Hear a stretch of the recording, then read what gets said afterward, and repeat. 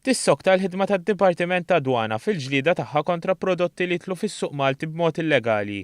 Fl-aħħar jiem l-uffiċjali tad-Dipartiment ikkonfiskaw aktar minn 23,000 sigarett tal-kontrabandu.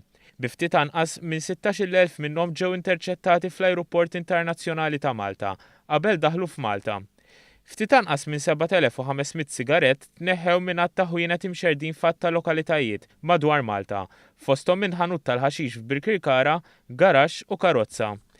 Id-Dipartiment qal li dal-ħanut mhux biss kien qiegħed ibih prodotti tal-kontrabandu, iżda ma kienx liċenzjat biex ibih prodotti tat-tabak. Żied jingħad li l-karozza li fija nstabu s-sigaretti ġiet maqbuta mill-uffiċjali tad-Dipartiment. Intant id-Dwana qalet li l-ħidma tagħha kontra l-kontrabbandu ssoktat ukoll minn uffiċjali fit-taqsima tal-infurzar.